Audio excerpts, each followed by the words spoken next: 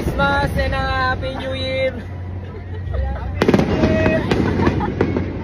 Merry Christmas sa inyo lahat dyan! Christmas, Happy New Year! Sana ma-meet ko kayong lahat.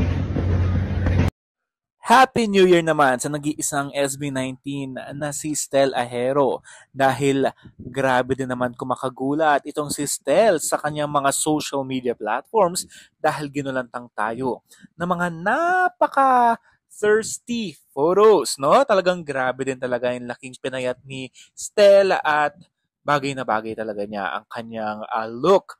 Napaka-sexy, pang bench body na nga eh. Pero ito na nga muna, ang mga video clips na kung saan pinost niya ito sa IG account nito nung nakaraang bakasyon niya, di ba? Kasama niya mga friends.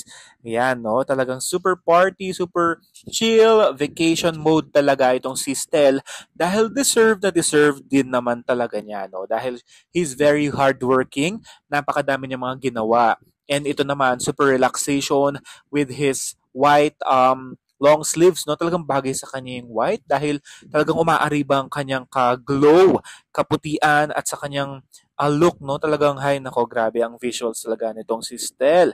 Nakaka-pogi din talaga ang kanyang mga pinopost at kilig na kilig din talaga ang mga mahalima at mga fans at mga berries, di ba? At ito na nga, talagang bugs na bugs talaga ang mga photos nitong si Stel na parang mala bench body na talaga at ready na si Stel na sumabak sa mga daring roles. Ayan, no, talagang grabe din talaga yung abs ni Kuya Stel nyo, no?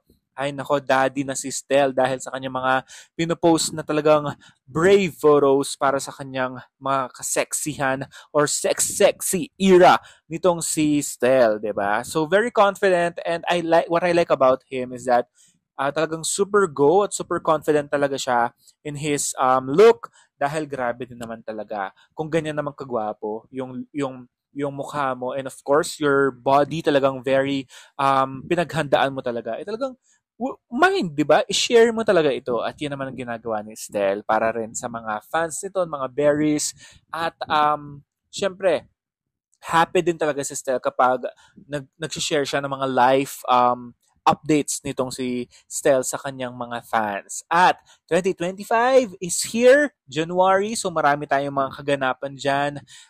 More on groups po sila, no? More on groups ang SB19. At itong si Stel, talagang non-stop sa pag-unbox sa mga Pop Marts, mga toys, dahil yan naman ay kahiligan niya for his inner child. At hindi lamang siya, kundi sina Justin, di ba? Talagang super go talaga sa ganito mga kaganapan. Kaya naman, abangan natin ang SB19 with Stel sa darating na 2025. More events, more opportunities.